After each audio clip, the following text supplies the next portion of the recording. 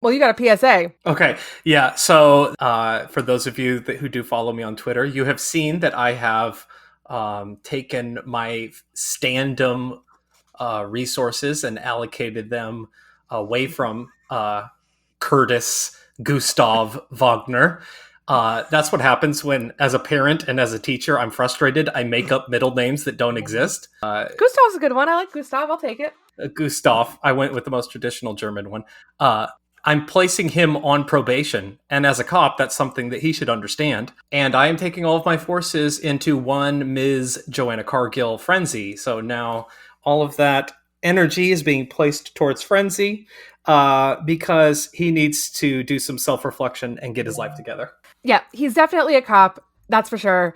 I will say though that first page that Cy Spurrier shared, when I looked at that, all I saw was Lieutenant Dangle in Reno 911, who's like, all right, guys, someone is, all right, guys, we got to go down and take care of, the guy who's selling crack here. Who's going to take care of that? Okay, Juggernaut, you're going down there. And who's going to take care of this? Okay, you're going to take care of that. I mean, it's just straight up Reno 911.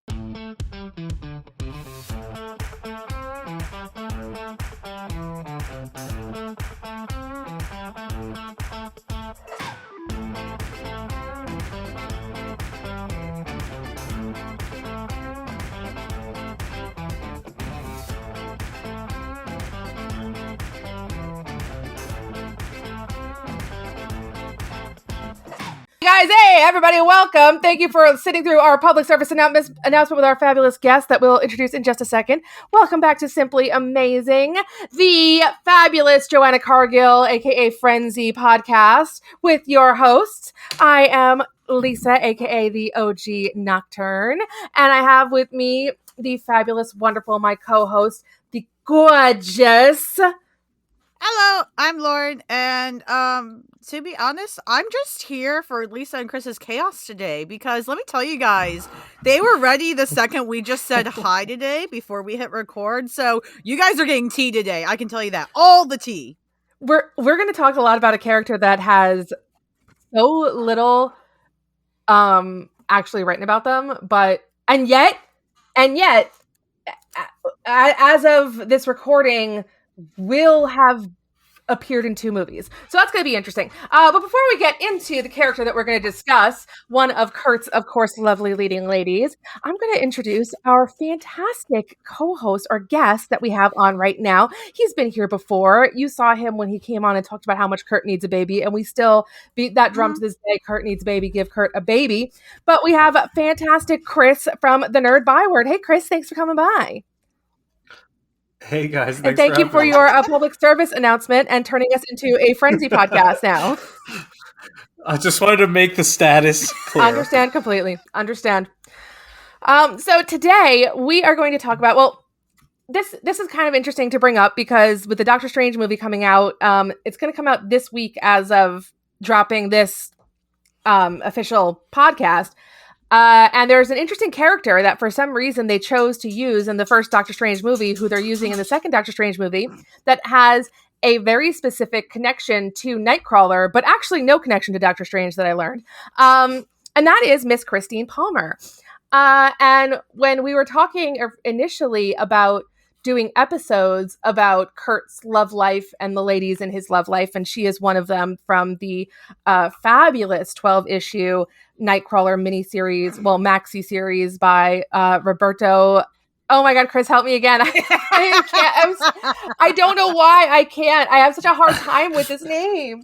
Aguirre Sacasa. Roberto, I apologize. Everybody, take that soundbite of Kris saying that name and use it for whatever you like. We don't need to know, but please feel free. Yeah, I can't. I don't know why. I can't do it. I can't. Aguirre Sacasa. Okay, Roberto, but it's a fantastic and illustrated by Derek Robertson. Really, really good series. But she is his main love interest-ish in that series. And when we had talked about it, Kris was like, "Oh my God, I want to be on the Christine Palmer episode." So tell us why you wanted to be on the Christine Palmer episode. I mean, this it tells you how meager the love interests, the canonical love interests, have been for him. Because over all of his publication history, the biggest, the most consistent love interest for him is his foster sister, followed closely perhaps, if you're an OG Excalibur fan, by a married woman. And then there's, a couple of entanglements, if you will. And one of those is Christine Palmer, who outside of this series only has 4 appearances, period. So 12 of the 16 happen in this series. And there's just that initial chemistry that you get that's undeniable. And I think that's an attribute to Roberto Aguirre Sacasa's writing, and just this undeniable kind of spark that they have between them. Pun fully intended, Mr. Let's create a religion. I still don't understand what the hell the spark is, but here we are. I don't know. Something I don't know. Yeah, there's oh God. Use the C word. But anyways, yeah, so that's one of the things that really jumps out about this series is there's something in between them, and for somebody who's got little to no appearances outside of this series, it's really fascinating. Oh yeah, I totally agree with you. I mean, so it was interesting. So when I was looking up more information, because I really only know her from the Nightcrawler series, and I was like, well, if we're going to talk about her, maybe I should see what else she's been in. And when I saw that there were only 16 appearances of her, I was like, wait, but there are 12 issues of Nightcrawler. So really, she's only been in 4 other things. And you had said this before we started, that it says in the wiki, it's like, she has these appearances in 1972, and then her next appearance is in 2005, when the Nightcrawler series comes out. So, but I mean, Roberto Aguirre Sacasa was a huge fan of Night Nurse, and that's why he decided to bring her into the story when he realized, there was going to be a hospital setting in the very beginning, which that's just the first story, really. I mean, they move away from the hospital pretty quickly, and they move into it's very mystical and all those kinds of things, what happens. But they have a weird relationship because it's very will they, won't they? And it's one of those things where I don't know about you, but for me, when I'm reading it, it's like, oh my God, she's begging you. Like, what is wrong with you? Why? Stop. Stop going back to limbo stop going to limbo and talking to Amanda. Stop fantasizing about Storm. This one is begging for it. Why are there questions, Kurt? Why are there questions? It's just, there's that one scene where Kurt is covered in ectoplasm from a ghost, and the best place to go and shower off is at her apartment, and she's literally like, "You're naked in my apartment." What's the problem? She says that too. Yeah. So I went through and I screenshotted a couple of panels when I quickly browsed through the series and prep for the episode. She's like, "Any excuse to get you half naked in my apartment," and I was like, "God, man." Yeah. And I honestly Can she think be any more direct, right? And I honestly think this is like my headcanon, because as someone who has a complicated relationship with the entire aspect of organized religion, and I think that, and I've been there, where you have complicated family relationships, and if you need a complicated parental relationship, look no further than Mr. Wagner. Sure. So I mean, and then you take that emptiness that you're feeling in one aspect of your life, and you fill it with something. And he filled it with Catholicism and religion. And he's like, maybe I can compensate for something. And growing up in the Bible Belt, and you can't hold hands if you're dating somebody, and this whole don't do it, conceal, don't feel. Mm-hmm. It can kind of send when you come of age and you start a romantic relationship, you have this dogmatic whatever weighing you down. And so I kind of vibed with that, whereas this girl's begging for it, and now that I've kind of stepped away from that aspect of my life, I can see it now. But I was like, yeah, 20-something-year-old me would have felt that. I could have really related to that. I can see that. I mean, listen, Christine has an emptiness inside her too, and she needs it filled, Kurt. So, Clearly, I mean, she's right there, barely with anything on. I love this whole meet cute idea too. It was the most precious thing. Like it was just like they did the whole scripted thing. You can see why he goes on to do something like Riverdale, where it's like, oh, Nurse Palmer, please call me Christine. Oh, Mr. Wagner, please call me Kurt. Oh yeah, very much so. And I mean, going back to that whole scene in her apartment, it's like it's so cringingly awkward because he's naked in a towel, wet, and she's sitting on her bed, and then they have the talk, which is like the "what are we" talk. It's just like speaking of those like submerged feelings that you deny. That's why maybe that you develop feelings for your fucking foster sister is because you deny all these things, and when they do finally burst out, it is like you're for your foster sister. If you would have just like accepted like, hey, I'm a growing boy, I'm a growing blue boy, have these feelings, and like maybe they don't manifest for your foster sister. We can only hope. Oh my god, that jeez, like Margali. Yum. Margali. Oh my god. Oh my god. I can't. We can't. I listen. We can't talk about the yum every time you come on, Chris. It just can't be. I can't. Okay, but like, so somebody who doesn't know Christine Palmer well myself, I can't even say her name. What is her character outside of just throwing all her clothes off and saying, "Kurt, take me now"? So I mean, her character essentially, she really kind of plays a support character for Kurt in that series. Like she's a love interest, but also she is she helps him along the way, through meeting all the goals he needs to meet. That series, that Nightcrawler series, is very what's the word I'm looking for? It's like a gaming word. It's like quest based. He goes on a lot of quests. Do you know what I mean? Like he has, so like, and she's always helping him through his quests that he goes on to figure out things. So in the beginning, he has to figure out about these children who are being haunted in a hospital and dying. And then he has to figure out about these ghosts that are haunting a subway. And then he has to go back to Germany to find out about the circus that he initially was a part of, which is really a very cool story that involves magic. And that's the winding way one, right? Yeah, that's the Winding Way story. So, and that's really cool.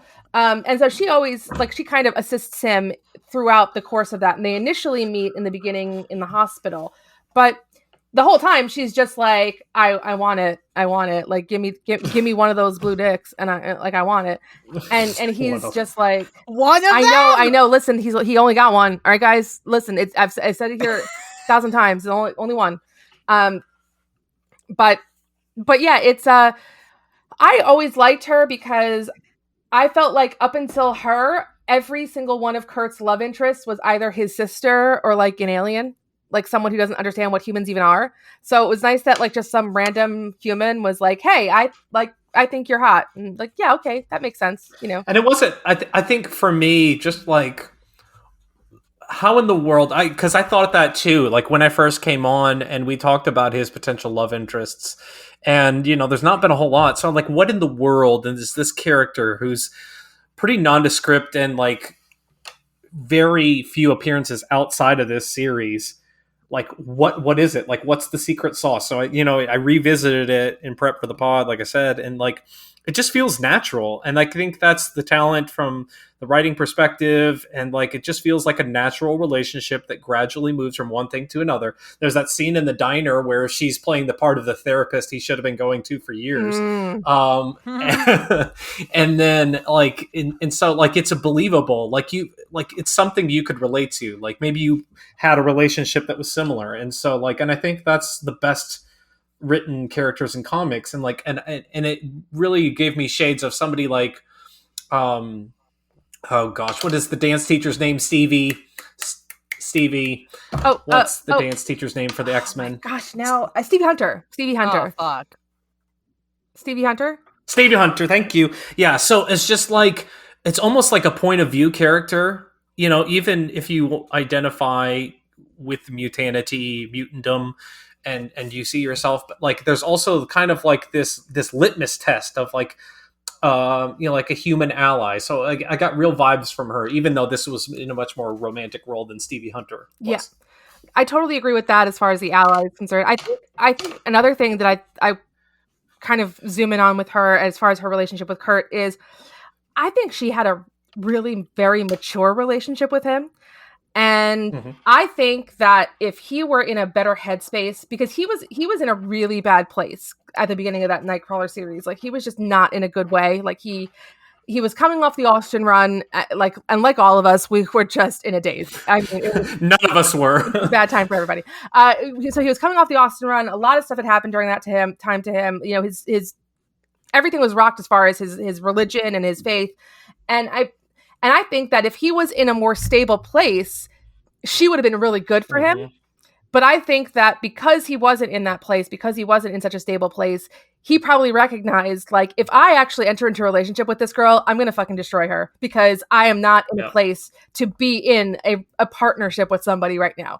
I'm just going to break her heart because I can't handle this. And because she was just nothing but support the entire time. And he dealt with some very, very, very heavy and very hugely personal things going way back into his childhood in that series. Going back to his circus and seeing, learning people who he loved had died, all these things that he had to deal with and that she was there for throughout all of it. And she stayed by his side throughout all of it until the very end where she was just like, all right, listen, I'm moving back to my mom because like, I can't do this anymore. I can't live. First of all, New York City is expensive as hell. The rent is too damn high. We all know that. Number one. And number two, I can't deal with this. Like, will they, won't they? I can't, like, enough. I'm moving home. I'm moving away. So, and that's what she does at the end of, the end of the Nightcrawler series until somehow she ends up with Doctor Strange. Yeah, which is exclusively in the film universe. Like, that's the other wild thing about this, how it's such a moment in time and a blink and you'll miss it type situation, is because she shows up in these movies, but even with her inclusion in the MCU, we see nothing in the comics to this day. Well, yeah, and the funny thing is that she is apparently enough of a character in the movie that, so I don't know if you guys noticed on Twitter, when you make a hashtag for Doctor Strange, you get a little emoji, and there's one for Scarlet Witch, there's one for Christine Palmer too. So clearly, yes, there is. And I mean, they cast Rachel McAdams to play her. It's not like they just found some like person off the street to play her. They cast somebody. And it's funny, I was talking to a friend of mine about that, and he was like, why would they cast Rachel McAdams in a role that was such a minor character? And it's like, well, I mean, they cast Natalie Portman as Jane way back when, and now we are getting Jane Thor. So who knows what plans they have coming down the pike for this character, especially once the X-Men come in. Because really, when it comes down to it, when you look at her history, she's an X-Men character more than she's anything else. Like, she hasn't had interactions with almost anyone else other than the X-Men and her little night nurse thing. And I think like maybe one Fantastic Four issue that she was mentioned in or vaguely in for 5 seconds. But I will say that I did appreciate in Doctor Strange that she was elevated to doctor. So she is not a nurse. She's Dr. Christine Palmer, which, get it, girl. Love it. Although I have to say though, like if I was her, like the second time Steven shows up with like his friends in like LARP gear dying, I'd be like, what the hell is going on? Like, why do you keep showing up in your Ren Fair outfits dying? Like, you guys need to stop this. Like, you need to stop. You need to come back to surgery, Steven. You need to like get like, you can't use your hands, but you know what? You can do something else. Teach. Like, you just need to stop whatever you're doing because this is not working. All right. I just love how she so blindly is like help. I mean, granted, she's a doctor. They take the Hippocratic Oath, but like, I can't. I just imagine like she goes after she like saves the Ancient One or tries to save the Ancient One. She just goes like into the other room and she's just like with the other doctors. Like, I just can't with Steven and these freaking Ren Fair guys. Like, they just keep coming. They just keep showing up. It's just Maybe he could talk to those kids, those folks from the Hawkeye series. There you go. In touch. Yeah, but I'm very proud of our girl Christine for becoming a doctor in the MCU. So, she traded in that unfortunate sailboat hat for Scrubs. There, exactly. I mean, now that you point out the whole Christine Palmer X-Men connection, it makes total sense that in the second Doctor Strange movie, and she's been in the first one, she's going to be in this one, that the X-Men are all of a sudden appearing. And look, I won't have an issue if I see a couple Bamfs pop in. Like, I might lose my fucking shit. As long as it's Alan Cumming. I don't know about that. I would like to be surprised with someone new that does the part. It needs to be someone as long as it's not Cody Smith-McPhee on a murder spree, because no, it's not going to be Cody Smith-McPhee. So he's not. I think he's graduated. He's up to the Oscars now, if I understand correctly. Yeah. And that's my great fear, honestly, with Multiverse of Madness. I hope that Sir Patrick Stewart, this is just a touchstone thing, and we do not backtrack, because we need to turn a new page. We can't go back down that road. No, I think we are going to turn a new page. I think that what they're doing is, see, I've said this a couple times, but I think what Marvel did is absolutely is genius. What they did with Spider-Man, as far as bringing in Tobey Maguire and Andrew Garfield. Spoiler alert, but listen, guys, it's already streaming, so I don't know what to tell you if you haven't watched it by now. Like, I mean, there's memes, so they're in it, guys. All right, enough. So I think it's a genius idea, because they've basically now said anyone can play anything. So, anyone can be Peter Parker. It doesn't matter. So once an actor decides they're done, they can move on. The other thing, and I tweeted about this recently, is, I mean, Marvel, listen, I'm here and I'm cheap. So if you want to hire me to help out with your marketing, to help out with your development, I'm very, very reasonably rated.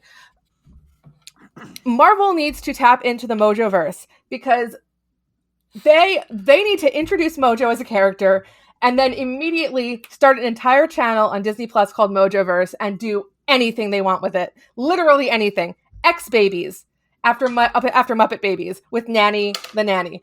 Everything and anything. Could you imagine? The possibilities are endless. They can do everything and anything. They could just have an episode. They could have a TV show called Iron Man Dies, and every episode Iron Man dies. I'm here for it. That's art right there. Poetry. Would love to see it. If you're gonna bring Iron Man back, that's the only reason, so I can watch him die over and over.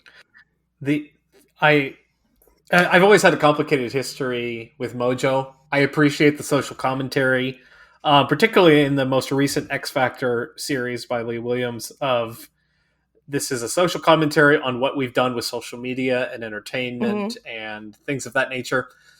But even from a young age, Mojo grosses the hell out of me. So I don't know that I don't. If we were to get a live action Mojo, I may vomit on the floor. I don't know that we need the actual Mojo so much as just the concept of Mojo, and I think we do. No, I'm tired. Listen, when it comes to comic book films, I'm tired of them half-assing characters.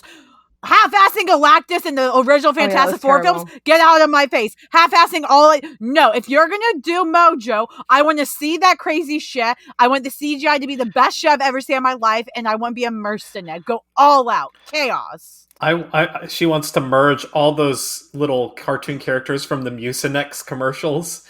That's Mojo. Yes, exactly. It's closer than other things. I want a big-ass snot bubble. Wait, remember that? I want to be disgusted, but thoroughly disgusted, because it looks realistic in some way. Remember the episode of Family Guy where Peter Griffin doesn't have any bones and he's just a puddle of flesh? That's like Mojo, essentially. That tracks. Yeah. Except he gets his little legs though scrunchy around on. And he gets his little spider legs running around. Yeah. I look at the main reason I bring up this whole idea with the Mojo thing is I love the movies. The movies are great, but some of the most enjoyable things to me are stuff like MODOK. MODOK was freaking phenomenal. I want stuff like that, but with X characters, right? I want more stuff like that. That would be brilliant. Yeah. Well, I think once the X-Men come into the MCU, and if, knock on wood, they do it well and right, the X-Men are going to become their own universe within the Marvelverse. They already are in the comics. They forever will be. The X-Men are their own franchise. They stand on their own. So I think it's very possible with that. And I agree. And in general, I'd like to see more animated stuff. Marvel, please invest some money into your animation. You can do better than what you did with What If. Come on. That's next. All right. Well, I think we're going to do an episode one of these days on Mojoverse. And if you have any ideas for shows for the Mojoverse, pitch them, because we're going to come up with ideas for shows for the Mojoverse, because that's going to be fun. But let's have some last thoughts on Christine Palmer, because honestly, we've spoken about her a lot longer than I thought. We've spoken about her a lot longer than anyone's ever thought about her. Let's put it that way. Except for maybe Roberto Aguirre Sacasa. Oh my God. Aha, there you go. We talked about her longer and thought about her more than her disapproving father did. Yeah, oh yes, he was disapproving. That is what we learned from reading the Wikipedia page about Night Nurse. I tried. I legitimately tried. It's only a 4-issue series. I was like, I can easily do that.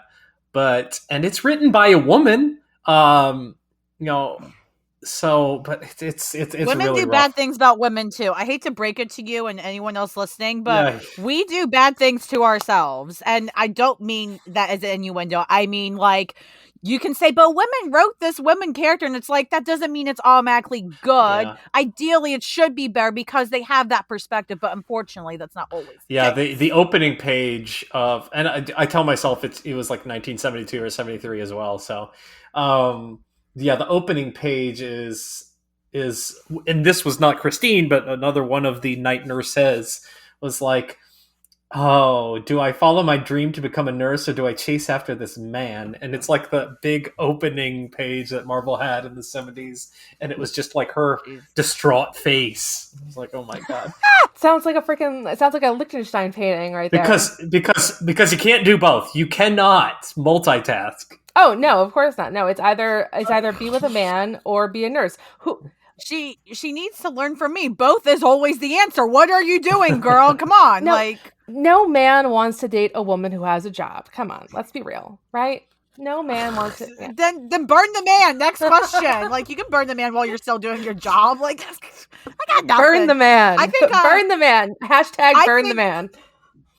Yes, I think the more you mention, Christine Palmer's, how she's been brought in the MCU, and you mentioned how she's, they put Rachel McAdams, who is like the ultimate, like, romantic woman casting you can do.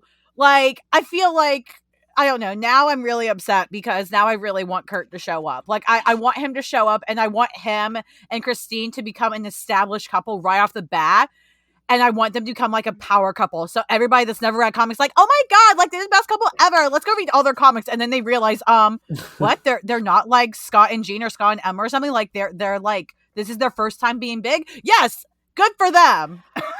I will say, and I could be misremembering this, but I do believe at the very end of the Nightcrawler series, Kurt is starting to come around to the idea of dating Christine, and she's like, all right, no, you've had your chance. And I really like that about her, where, and that's when she's like, I'm leaving, I'm moving to Arizona. I love that about her, because too many of these female characters, and granted the book was ending, and where the hell was she going to go? Was she going to hang? Was someone else going to pick up Christine Palmer and have her hang around pining for him at the mansion? Probably not. But I liked that, where, he's like, hey, maybe I can give us a chance. And she's like, how many freaking times have I tried with you and you kept on pushing me away? I've already bought my plane tickets. I've got my stuff packed in the pod. It's done. We're moving. I'm moving. So I really like that about her a lot. Yeah. She reminded me a lot of Cecilia Reyes too. Like, medical profession aside, like, she wasn't here for it. Like, it was not her interest, and she made, like, actual decisions herself to determine her future. And when she did decide to do something with the X-Men, that was on her own terms. Absolutely. Well, awesome. Well, thanks for coming by and talking about Christine Palmer with us. Definitely one of my top girls for Kurt's. Lauren's got something to say. I just thought of something. So, well, because I remembered Chris's very important PSA at the start about how, this whole Kurt being cop thing is great. I think Christine Palmer should find him and talk some damn sense into him, because if she can get in touch with his human side and bring him together, like, that might just help mellow him out a bit. And, like, it would also challenge the whole, like, following every law in Krakoa, because she technically shouldn't be there. So if he sees value in her and realizes, I think that could just be interesting. Like, you could do something with that. Well, we got an interesting tease today, actually, from Cy Spurrier about this new character Oh, I didn't see it. that's coming up in Legion of X, Weaponless Zen, and she comes right for his throat. And I'm going to read the script directly here. So it's Zen, yeah. You know, we were never introduced. Actually introduced. I'm Nightcrawler. Yes, named for a worm. You're some sort of priest. I mean, it's complicated. I went through the training, took the vows, but it turned out to be this, I don't know, crazy illusion, or anyway, it didn't stick. So you could tell he's bumbling over his words, and then she finishes it up with, these vows of yours, did they include celibacy?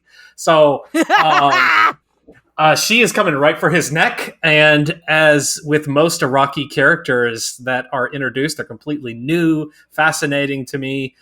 So I'm very, very interested to check this new character out, and maybe there's something there. Maybe she can set him straight. Maybe. I'm looking at it now too, and I do love this, like, yeah, with the training I took the vows, but it turned out this was illusion. It's like I just imagine Cy sitting there like, I gotta explain this Austin mess.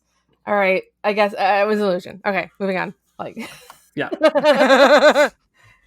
Don't get me wrong, I love Chuck Austin, and I'll die by saying every single person in the world should read his run, because it's art, it's high art. It's just absolute batshit insane. It is absolute batshit insane. Well, everybody, thank you all for joining us again for another fabulous episode of Simply Amazing. Kris, thank you so much for joining us and talking about our girl Christine Palmer, who, of course, everybody can go see in the new Doctor Strange movie with our girl Wanda Maximoff, and I mean Doctor Strange, whatever, he's in it too. Kris, where can they find you? You can find me on Twitter at @NerdKris or at Nerd Byword. Yes, very nice. I know you guys have been doing some Deep Space Nine stuff recently that I've been enjoying. So. Yeah, so we're getting ready. I think this will probably air afterwards, but this week we are recording episode 99, a deep dive. I just finished the series finale, and I'm emotionally compromised, so we're doing an entire episode all about Deep Space Nine. I love Deep Space Nine so much. I'll be tuning in for that one for sure. Well, and Lauren, where can they find you again, girl? Yeah, you can find me on Twitter at friendlymBHDBI. And if you guys are interested in my Sunday live show I do, you can come find that at MBHD Comic Show. Yeah, I think that's it. Absolutely. Just, find me. Yeah, somewhere. and by the time you hear this, I will have appeared on it. And it was like a crazy smashing success. Oh my God, everybody was there. Like Chris Hemsworth showed up. Natalie Portman showed up. It was batshit insane. Look, her arms broke me and everyone else. Like, I'm not even sure if the episode's saved on YouTube, but hopefully it's still there. We'll see if YouTube allowed it. I mean, I know they're not for porn, but like, some things you just gotta let be. It was unbelievable. And for those of you out there who are looking for more of us, our Simply Amazing selves, you can find us at simplyamazingpod.com. We got all of our socials there. You can find us on Twitter at Simply Amazing Pod. That's simply AMZING Pod. We're on the Insta. We're on the Facebook, we're on the Twitch, we're on, I don't know, we'll probably be on the TikTok one of these days. I'm too old for that shit. I'm like, Mom, I'm gonna be 40 this year, so I told Lisa about it. I was like, Lisa, look, I made a couple TikToks. She's like, girl, if you're gonna do it, that's I was like, you. girl, you're the freaking Gen Z. I'm a millennial. I ain't got that shit in me. Come on. I am a millennial. Fuck off. Gen Z is below me. When did you become a millennial, girl? Come on. I have been at 95 millennial. Get 95. Out. I babysat kids your age. Oh my God. Yeah, you're not a millennial. I am a millennial. Oh my God. Okay. Let me end this before I start actually bashing your head in. I'm gonna get on a plane right now and like fly down there immediately. Sorry you had to see this, Kris. Anyway, for those of you out there, if you are listening, it doesn't matter if you are Gen Z, if you are millennial, if you are Gen X, boomer, whatever you are, greatest generation even, you are simply amazing.